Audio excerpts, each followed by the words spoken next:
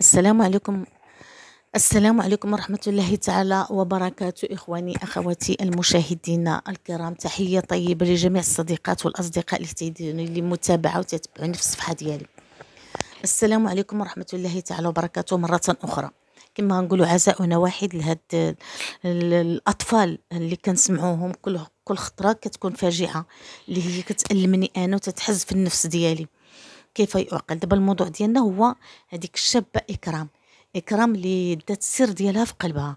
يعني شكون اللي غادي يقول لينا وشكون غادي يفسر لينا سبب الموت ديالها؟ وهو القضاء نزيه وما غاديش تخفى عليه حتى شي حاجة، والروح عزيزة عند سيدي ربي. وتنقولوا البركة في راسكم العائلة ديالها الكبيرة والصغيرة، تنقول لهم البركة في راسكم، لحيث كثرت قوة الهضرة قوة المهم أي حوار أي موضوع دخلت نسمعه وإلا فيه شوية نتاع كاين تناقضات. الناس اللي تيديروا الناس اللي في القناة ديالهم شي تيقول الاب ديالها، شي تيقول خوها. لا، احنا ما نقدروش نكونوا اكثر من القضاء. بحال وحده تقول لهم خوها ضربها، باها داها وكل شيء. لا، ما يمكن ليناش نسبقوا الاحداث، لان القضاء قلت لكم نزيه في البلاد والروح عزيزه عند سيدي ربي. هذيك السيده اللي دفنت راجلها وقتلاته ودرتو في مختفون سنين وهي كتبكي، عرفتي تتبكي تتألم بزاف وتتبكي على الراجل ديالها، وفي التالي عرفتي الله كبير والروح عزيزه عند سيدي ربي هي السبب في القتل د ولدها د بنتها د راجلها وكل شيء. باش ما نبعدوش على الموضوع، حنا غادي نقولوا الطفوله مساكن شكون اللي كتحمل المسؤوليه؟ هي الام هي المسؤوله على اي تربيه تاع الوليدات ديالها.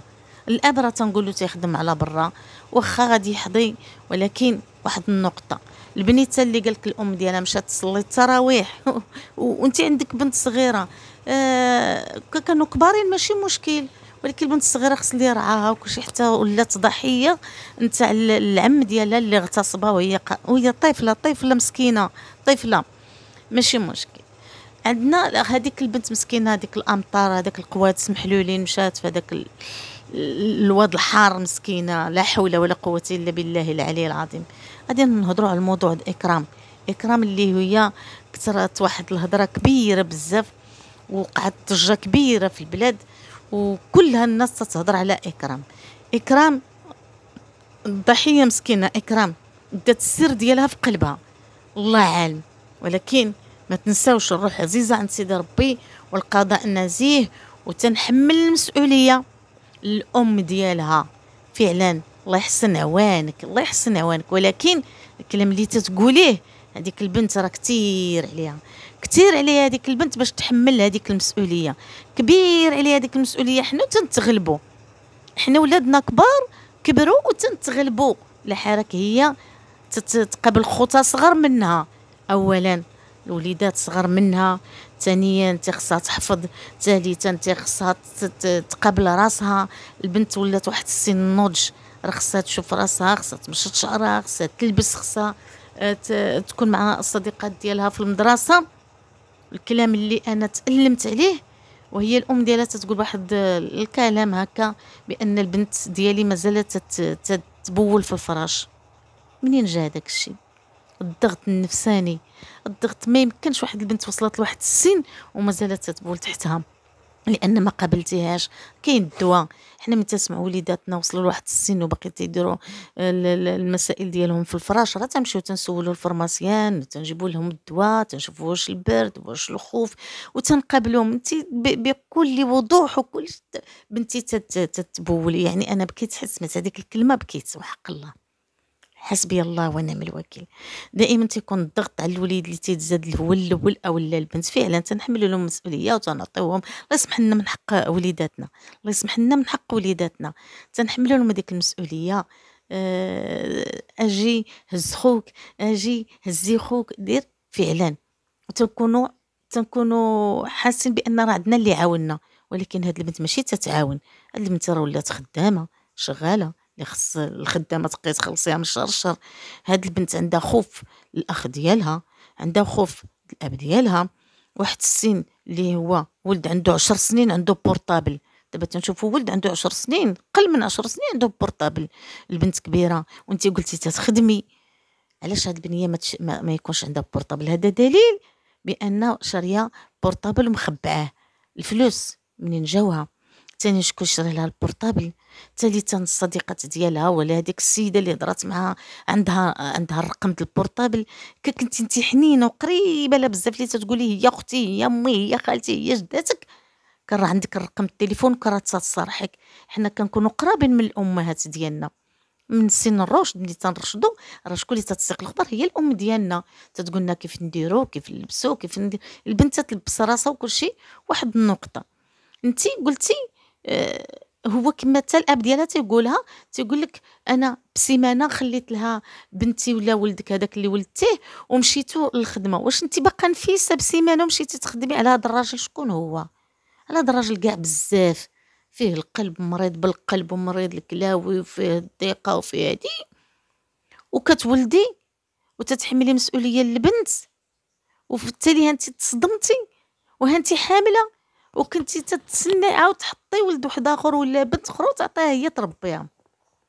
هاد البنت راه بنت المغرب كامل، هادي راه بنتنا كاملين، ما غاديش نحزنوا عليها بحال اللي حزنتي عليها انت الام ديالها. تنخاطب الام ديالها الا شافت هاد الفيديو، ولكن راه كاين هنا واحد الاسباب اللي دفعها دير كتر. واخا كتقولي بنتي ما ديرش هاد الشيء، بنتي ما ديرش هاد الشيء، بنتي تخاف من باها، البنت عندها الرعب ديال الاب ديالها، بالخصوص حيت عيطوا في التليفون وقالت لها السيده فين راكي؟ قالت لها انا مسافره غادي نمشي غادي نسافر نمشي لمراكش ياك. قالت لها لا باك تيقلب عليك. هذيك الوقت البنت راه جاها الرعب، راه جاها الخوف من الاب ديالها.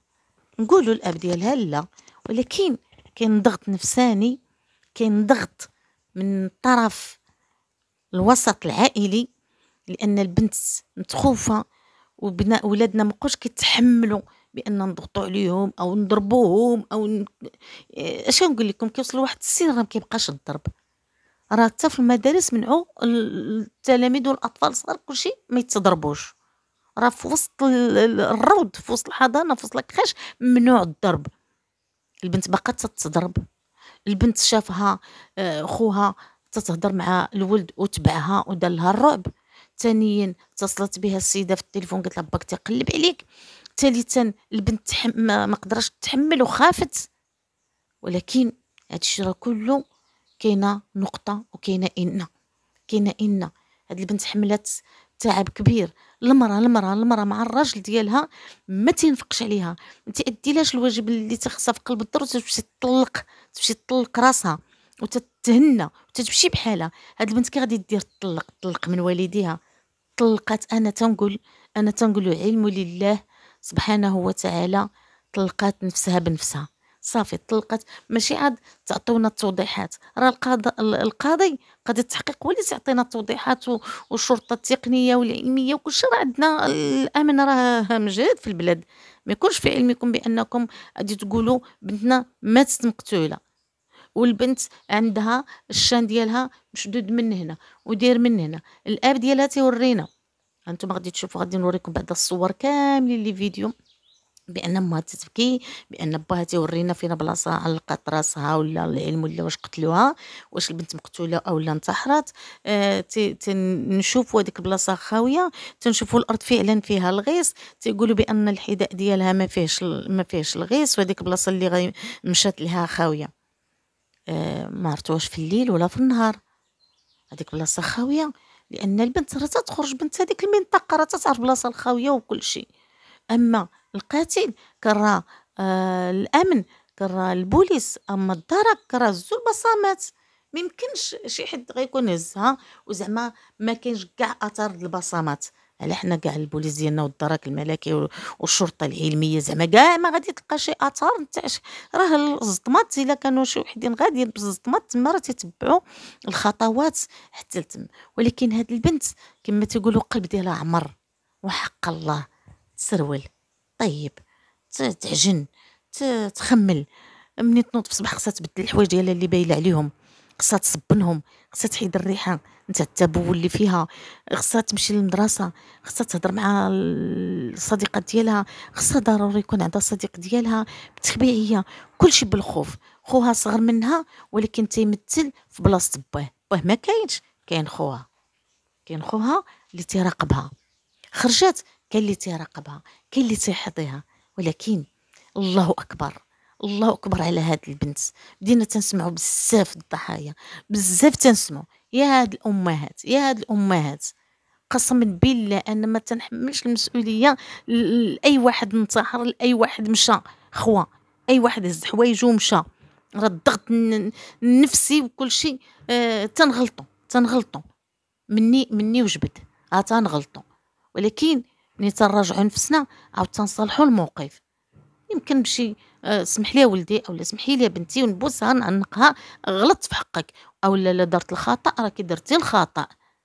ولكن ما تنضربوهمش، غير الهضره بالفم وما تيتقبلوهاش. الا بغينا ننصحوهم، او ولدي او بنتي هذيك راه ما عجباش، او لا ديك الصديقه ما عجبتنيش، او لا داك الصديق ما عجبنيش لهادي، راه ما تيتحملوهاش، لا حراك نضربوهم. وراه اكثريه تاع البنات الشابات دابا اللي تنعرفهم، راه الامهات كيقولوا يا ربي تخرج لنا بنتنا صالحه وتكون زويبنا، والوليد ديالنا يكون صالح وداك الشيء. حنا تنقضيو الشغل. كنا حنا شحال هادي ما نقدوش نقولوا للوالدين ديالنا جيبوا لنا حتى نشربوا، وما نقدوش ما نحفظوش. كان عندنا كتاب واحد في جوج كتوبه، كنا كنقولوا ليفر والقراءه. وكنا ما ننسوش حتى يعرضنا داك الاب ديالنا للدروس ديالنا ويراجعوا معنا وكلشي، وكنا كنموتوا بالخوف.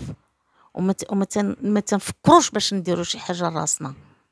نقدروا نغضبوا، نقدروا نمشيو عند خالتنا عند عمتنا وكلشي، ولكن باش توصل لواحد الطريقه نتاع باش نادي نفسي الا الضغط. انا تنهضر على اكرام الضغط بزاف عليها، حق الله. ما حد تتبكي، ما حد الام ديالها تتبكي وانا تنحلل هذيك الهضره. هي هي اختي هي تتحممني. واش البنت هي اللي خص اللي يحممها؟ البنت تصبح وتتخوي الدار نهار كامل. هذا الراجل هذا مريض، وانت اللي تتمشي تخدمي، انت باقا نفيسو خارجه معها تمشي تخدمي وترمي هذاك الصبي. واش هي تعرف تصمتو، تعرف تقمطو؟ انت شنو هو الدور ديالك؟ الام شنو هو الدور ديالها؟ الام راه كتمشي تخدم في الديور وتجي تجي للدار وتصبن بالليل وتطيب بالليل وتقضي الشغل بالليل وتخلي الوليدات وتتسد عليهم بالساروت. هذه راه مطلقه. اما ملي تيكون الاب تنحملوا له المسؤوليه. ولا بغات تعاونوا المراه تتعاونوا بواحد العمل شويه بسيط، ماشي منين تنحط رجليا في رجليه وتنخرجوا في الظلام وتجيو حتى الظلام. المهم ما نقدرش نكثر بزاف، انا هذا الشيء تيضر في الخاطر.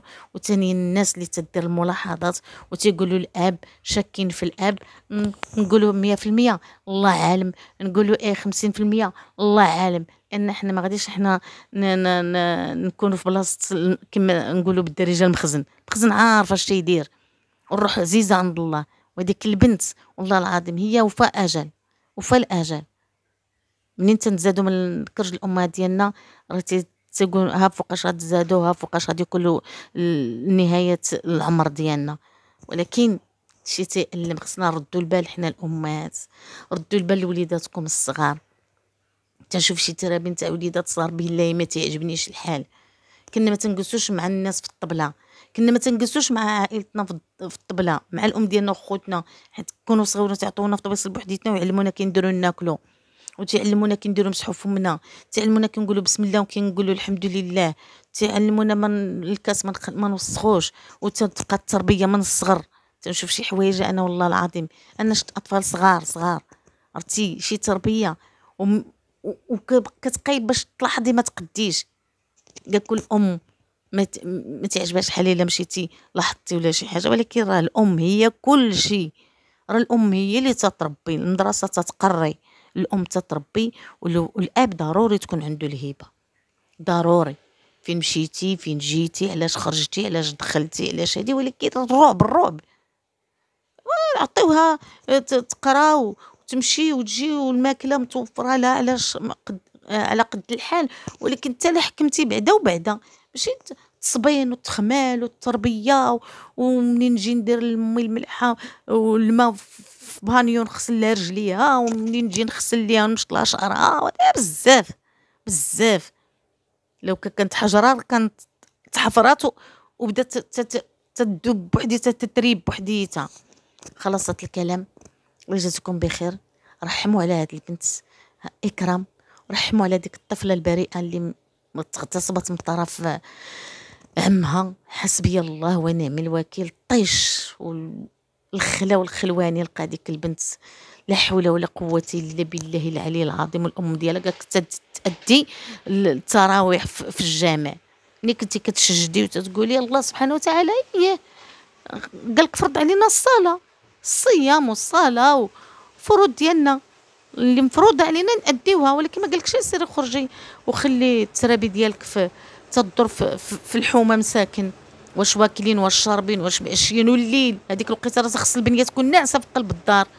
يلا بسلامه عليكم وتحيه لكم الخالصه خوتي. شكرا بزاف اللي تيساندوني بزاف، شكرا بزاف بزاف، والسلام عليكم ورحمه الله تعالى وبركاته.